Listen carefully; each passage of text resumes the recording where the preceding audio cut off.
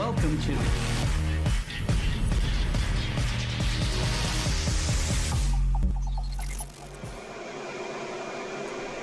Hi YouTubers, CryptoCarls Fandango here again. Okay, this video is about upgrading a ReadyNAS 2100 from the Radiator version 4.2.x, whatever that may be for you, to 6.x, or in our case 6.10.8. Okay, before we start performing the upgrade in anger, I thought it a good idea to prepare a little crib sheet that has some details on it so that you can go back and refer to it if need be. It's just going to talk us through what we are going to do and some important aspects about it. So as we know, we are upgrading a ReadyNAS 2100, but we're only upgrading a V2 or further model, not a V1. And we're doing it from Radiator version 4.2.x, that could be 2.8 or 3.1, to initially 6.95 with an optional upgrade to 6.10.8 afterwards. So, prerequisites, which isn't spelled right, you need to establish first what unit you've got. If you've got a V1 unit, do not attempt this under any circumstances. It won't allow the upgrade and you will corrupt your VPD file. So you need to make sure it's a V2 unit, and there are many ways of doing this. The one I have used is I run the existing front view software, and then you can usually see in the model on the first page whether it is a V1 or a V2, or I'm not even sure if there are V3 models. I have seen some labels on the back of units with 03 instead of 01. So you can use this if to get confidence that you have a V2 model. If not, I would suggest going to the Netgear community forums and looking through there, because there are many different ways that are suggested for identifying the type of unit you have. Too many for me to mention here, and you need to find out what your model is before you proceed. So hopefully you've got a working device that you can run the existing front view software. If you're already running an OS 6 unit, you definitely haven't got a V1, you've got a V2, and if you're on 6.95, you should have had a prompt to allow you to go up to 6.10.8, so you won't need to do anything further. So your device is going to need obviously power to it, an Ethernet cable that allows it to connect to the internet for the further upgrade, and you need a PC obviously to administer what you're going to be doing in the front view application in a browser. So your unit might be different to mine. My unit is brand new to me, so it's got no data, it's got no configuration in it. So I'm not worried about losing anything, but obviously it might be different for you, so decide whether you want to do a backup of any data that you've currently got on the system, backup of any system configuration that you have in there, and also, just as a final sort of secure option, you could go as far as backing up the existing VPD file. There are instructions on the community forum, Netgear community forum, for using commands via something like the PuTTY application to connect to your device and browse the directories and copy out that file. That's entirely up to you. I haven't done it in my current situation. So the most important thing, you perform this upgrade entirely at your own risk. I will not be held responsible for any issues that you encounter due to a lack of research on your part. It is a very dangerous operation. To me, it was worthwhile doing, and so I decided to do it once I had established that I had the correct device. You have to do your own research and decide whether it's okay for you, and you take that risk on yourself. Okay, so the first thing that we're gonna do when we start going through the upgrade is establishing an initial connection to the old front view software that's running on the device if it's running a 4.2.x version. So what I suggest you do is, if you haven't already got it, obtain the Radar utility from the Netgear site. I am using version 6.5.0 and I find it to be perfectly fine. And you need to run that, and it will identify the Netgear NAS products running on your network. So hopefully it will give you visibility of the device we're dealing with. If it doesn't, I have had to turn my VPN off temporarily in order to get the devices listed.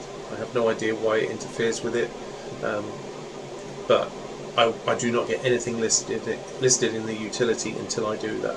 You may have to do the same.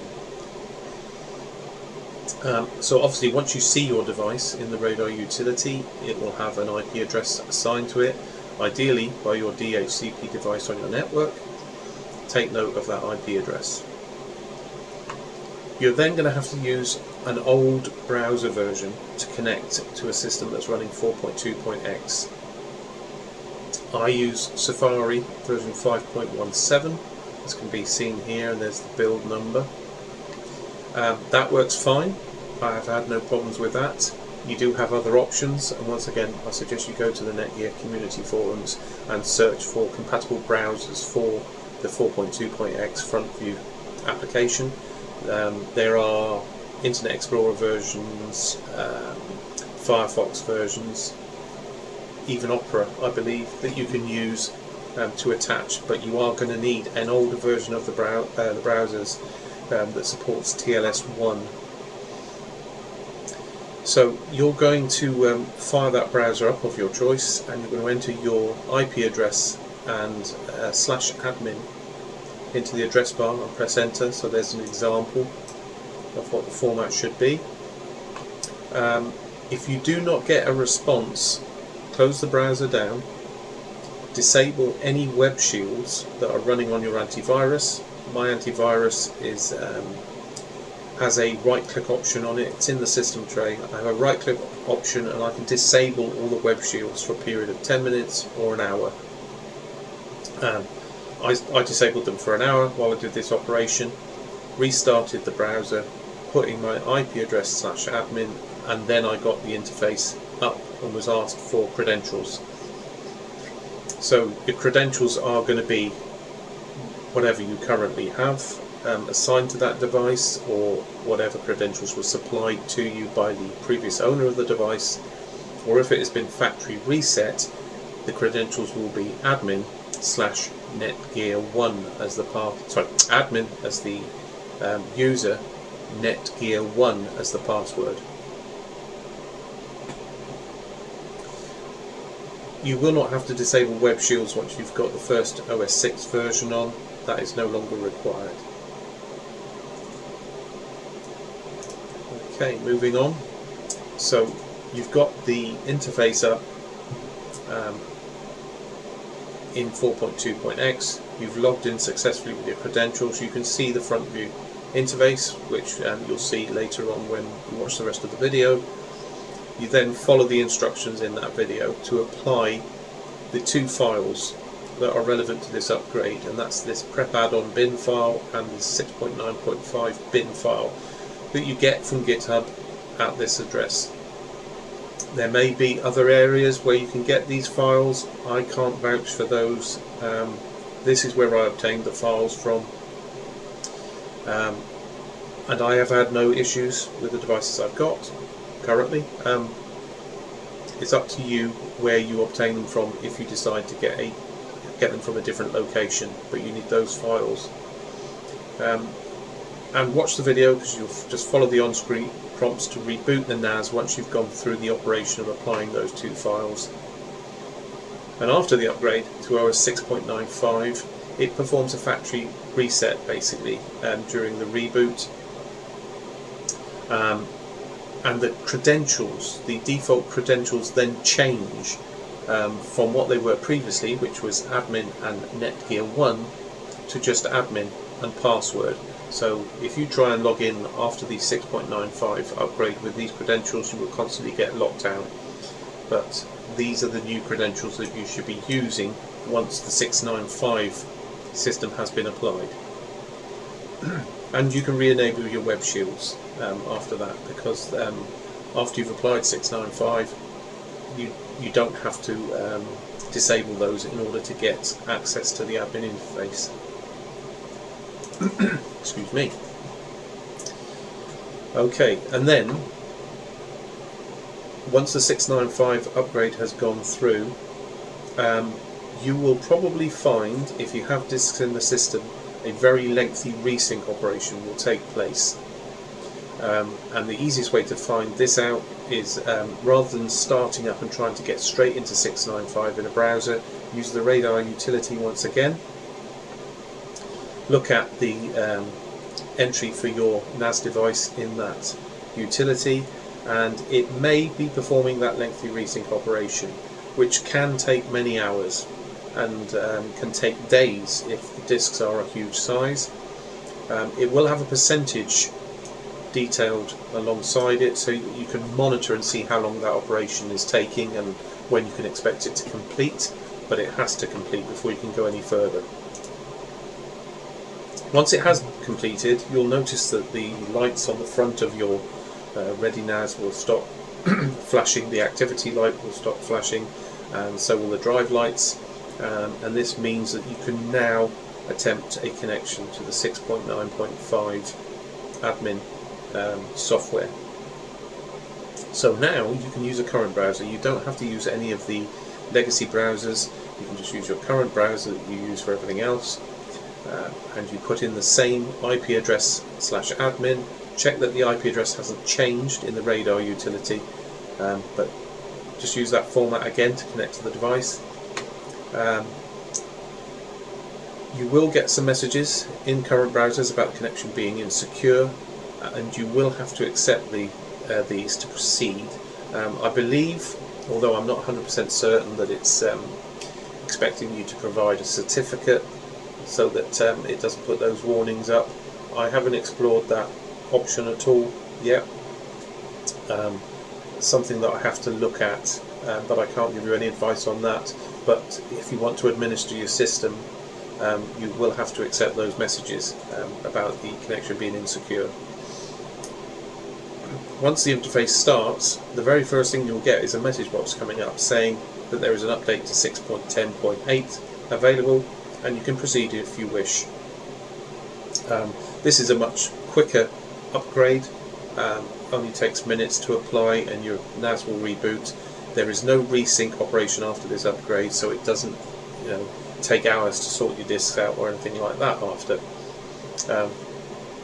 You will have to reboot your NAS, but it'll come back fairly quickly and be visible in both the Radar utility, and you will be able to log in and administer it using the new credentials that I've supplied on the previous screen to gain access to it.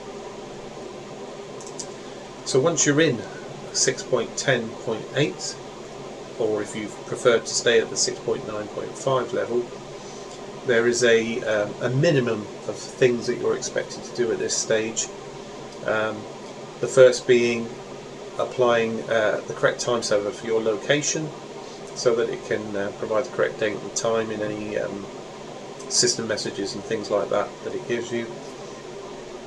You should change the administrator credentials from the default straight away and lock that machine down. Once you have changed those credentials, it will log you out of the system and expect you to log back in with those new credentials, so make sure you store them in a suitable password manager. Other things I would suggest are adding an email address for the system alerts to be sent to. So any issues the NAS has, whether it decides to reboot itself or shut down or disk failures, it's good if it has an email address to send those reports to, so make sure you configure that. And that's important for another reason as well, and that is where you can add some options for resetting the administration password should you forget it. If the machine locks you out, it can provide you with an email to reset the password, or some questions to answer to perform a reset. If you don't do any of that, it falls down pretty much to you doing a factory reset via the front panel in order to get access to your system when you've forgotten the credentials. So worthwhile spending the time to do that. Any other configuration is entirely up to you. Okay, so let's get on with the rest of the video, and we're now going to do what we've been discussing on these slides.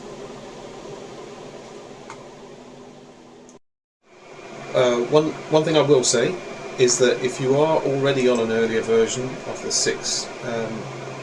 OS 6 software, there are guidelines on Netgear's site for the upgrade path over various machines up to 6.10.8. There are some gotchas on ReadyNAS versions 102.4 and the 2120 systems where you have to go through a full upgrade path to get there. You cannot just jump straight to it. So if you've got any of those units, make sure you go to Netgear, make sure you follow their guidelines and read their documentation well.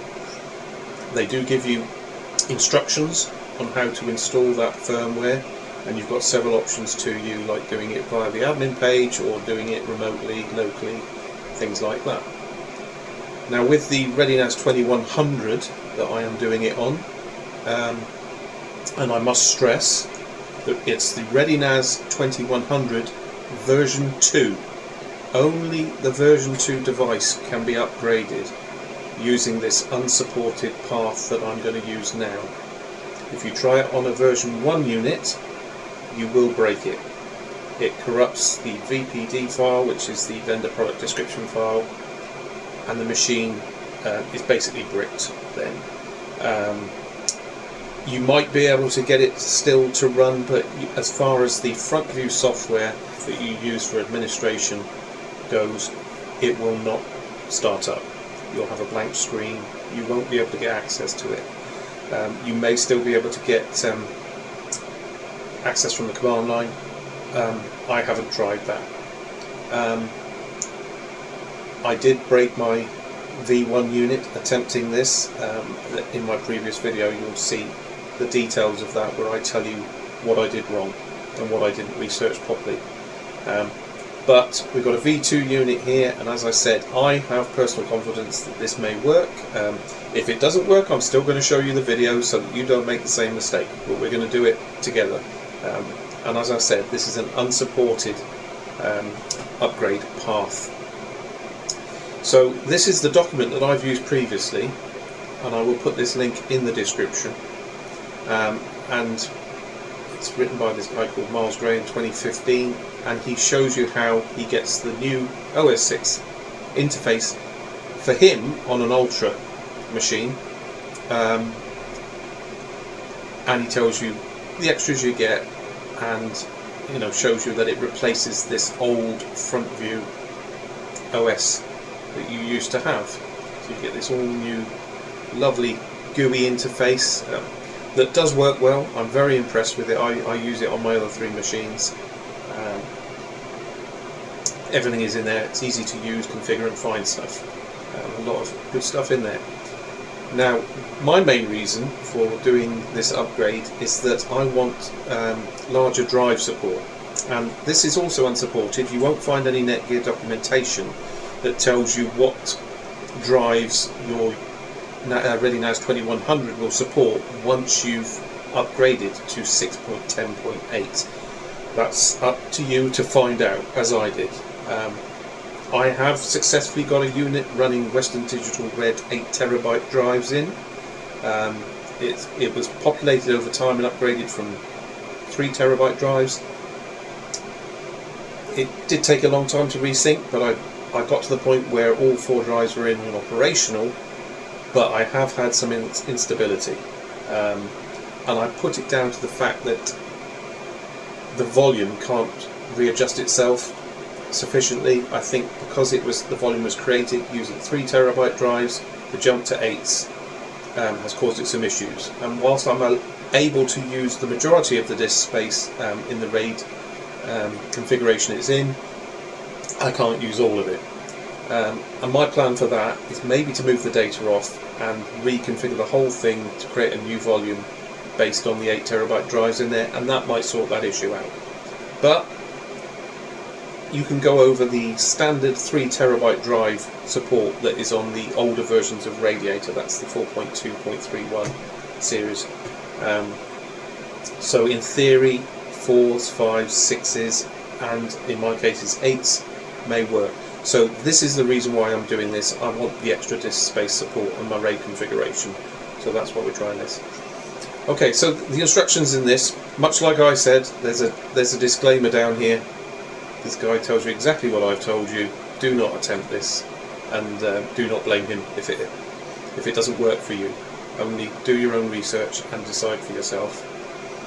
Now the first thing you've got to do is you've got to download these two files, an add-on.bin file and a R6 695 bin file, and he gives you a link to a location to download those. I've got those downloaded already. As I said, I've used them on other machines, so we've already completed that bit. The next bit is to follow the instructions on here, where you log into your existing front view, your older style front view, and start the update procedure. So that's what we're going to do. So I'm just going to move this to one side so that you can see the new screen. Sorry, the existing screen. So here I've got Safari session because that's the only browser support at the moment for this older style of front view, and we're going to do the upgrade now. So first thing to do, after you've downloaded those images and you've verified them,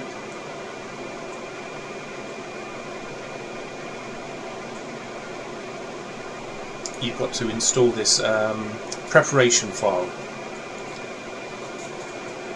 So you log into your NAS admin interface as we've done, you navigate to add-ons, which is down here. Get my glasses. Navigate to add-ons, you click the add new option,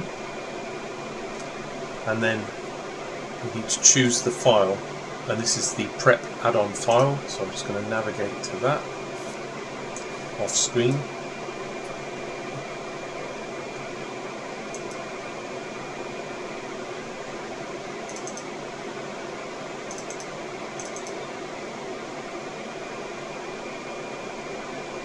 Bear with me one sec while I find it, because I've got load. Oh, there we go. Right.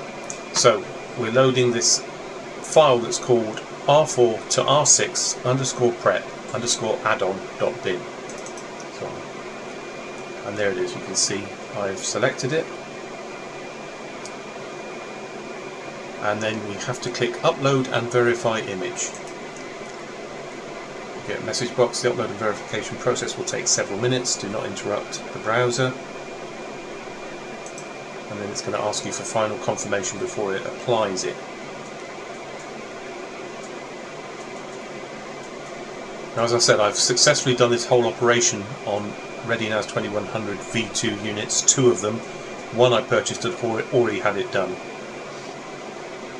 Okay, so that's verified it, and it's now saying I'm ready to install it. So if I just go through the instructions, if the installation prep file was successful, uploaded and verified, you will see the screen below, which matches what I can see here. Click install to commit to the OS. So here we go.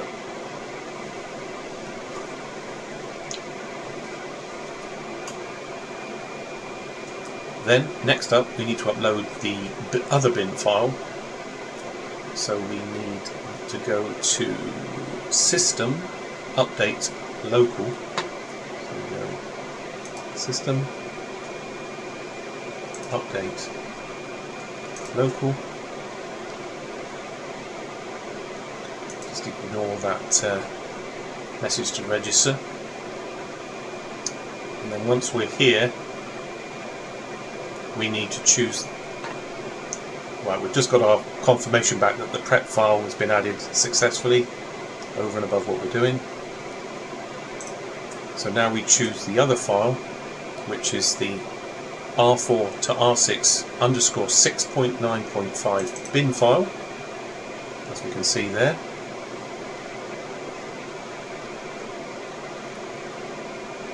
And then we click the upload and verify image. Similar message again.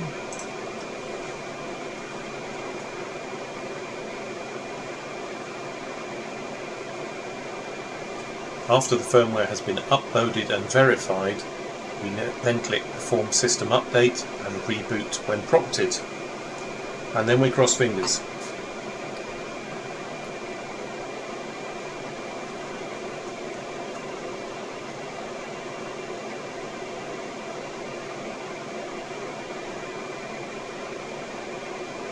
Okay. So that's uploaded and verified. Perform system update. Please reboot your ReadyNAS device to continue with the update process. So you can go shut down and reboot device and apply. Close the browser session and use Radar to reconnect to the device.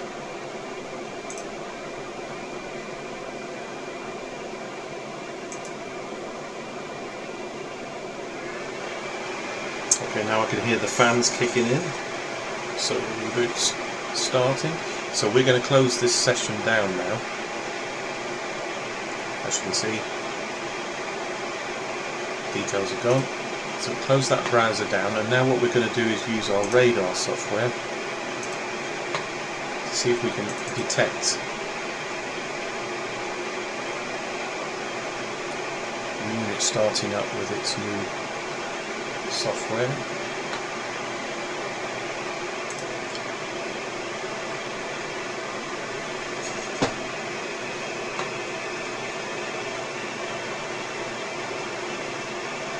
Now this is going to reset everything to factory defaults when it does it. Well, it's not there yet, so just wait for a second.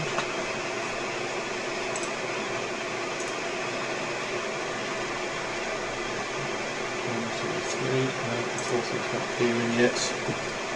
It looks like it's still performing the update. There's a lot of flashing lights on the front.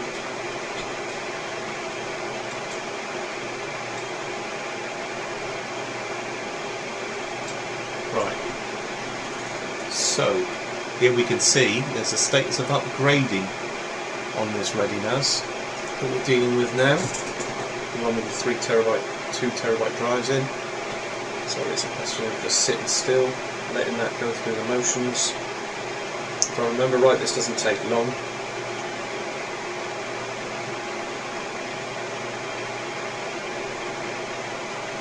Okay, we've got flashing power light now, we've got all 3 drives lit up, we've got Ethernet activity. So at some point, hopefully, we will see a static power light, and we'll get confirmation that, not that one, still upgrading. It's on 695 now.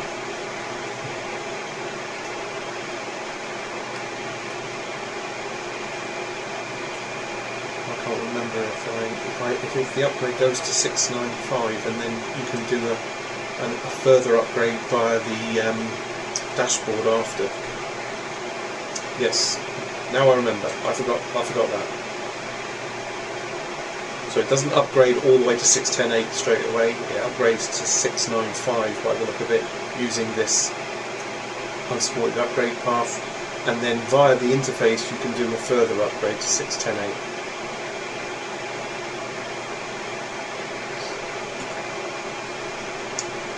So we've still got power light, and we've got activity light as well kicking in. So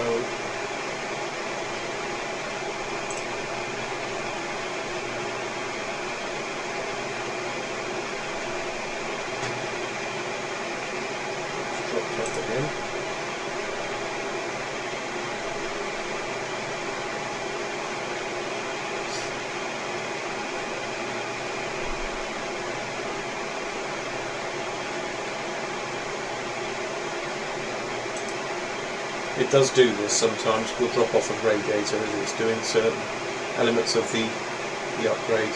It will come back.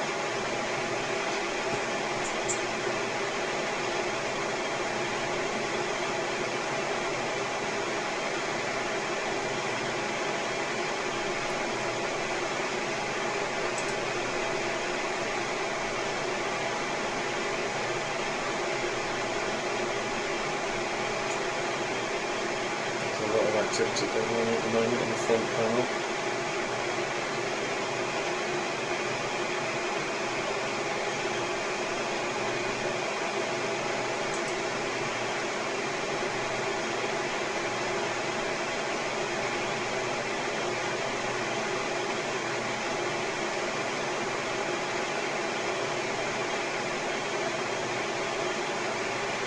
Okay, looks like a reset's going on now.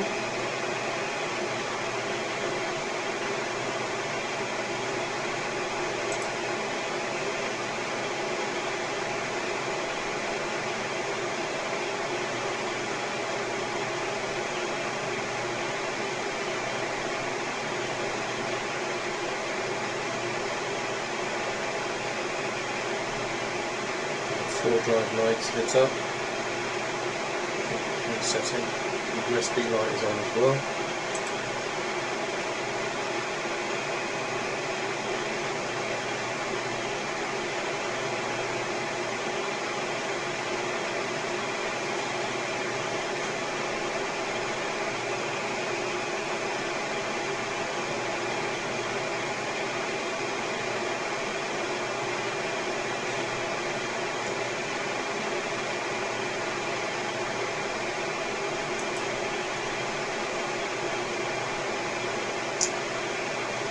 I think it's come back.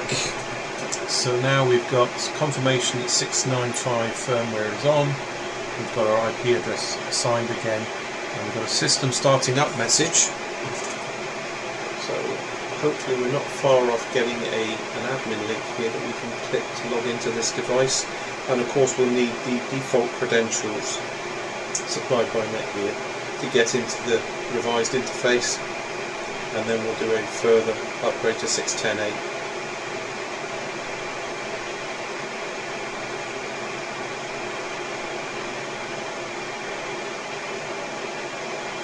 Once that's done, I've got the big job of putting my configuration back onto the unit, putting it back in my data cabinet, and then I will continue with my shear plotting to this new device in the hard drive space I've got available at the moment. With potential disk upgrades coming in the future.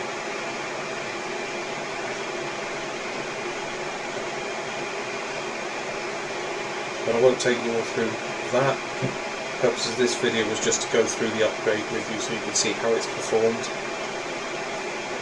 so that you can make an informed decision as to whether you want to risk it or not.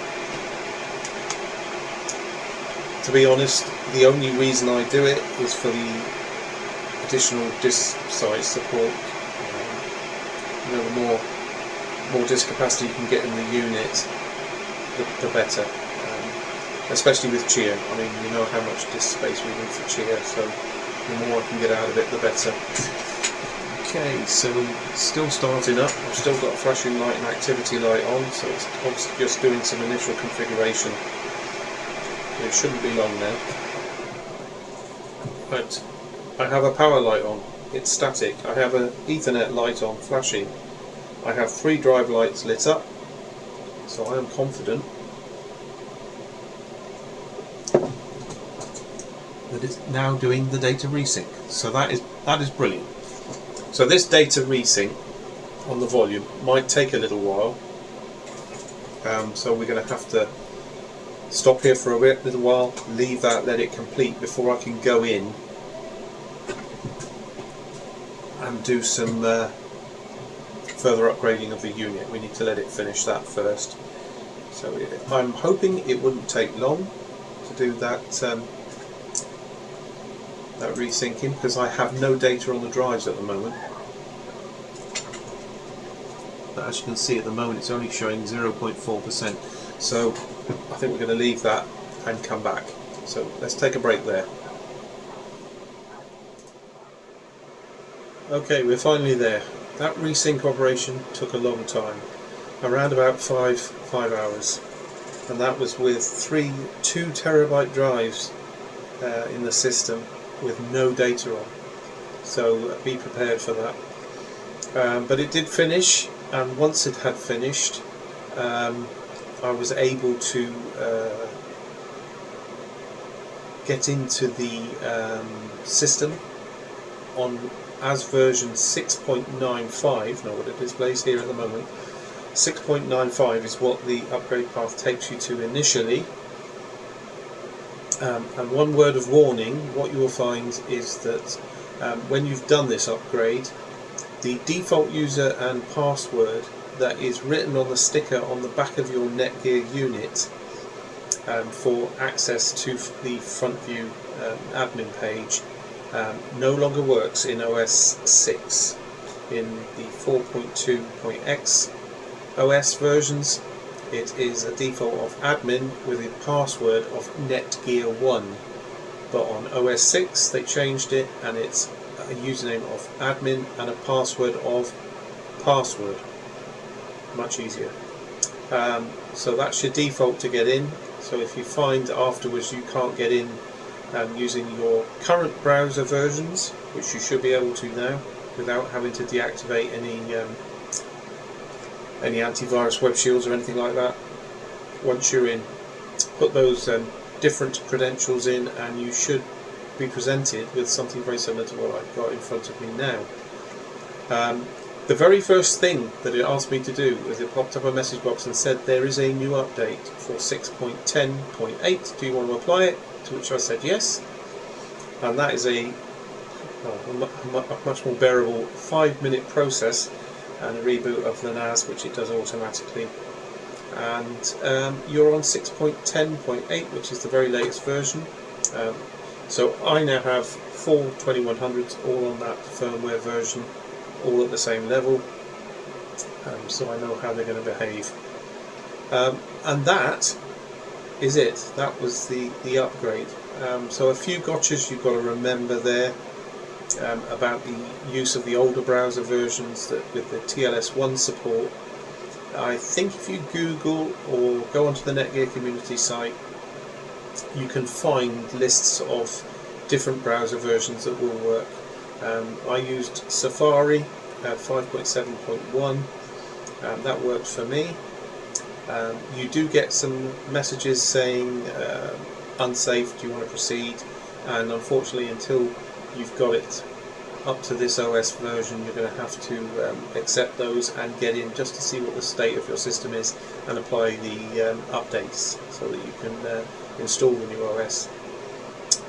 So my next job, which I'm not going to bore you with, is to get this back in my data cabinet and screw it all back together and put the air vents back in and cable it all up, fire it up, and I will be getting chia plotting to this new NAS and expanding it over the future. So I'll probably give you updates at some point to let you know how that's going, but at least it means I've got some more disk space and I can increase the size of my plots and hopefully get closer to the win of my second block. So I hope you found some of this information in this video useful. As I said right at the beginning, try it. If you have done enough research and believe that your system is of the correct type and that you're confident you have the correct software to apply it, I will take no responsibility for anything that goes wrong with your hardware. You attempt this at your own risk. So please like this video, give it a thumbs up and hit the notification icon so you can be informed when the next videos come up, and it would be great if you subscribed as well. But I'll see you next time.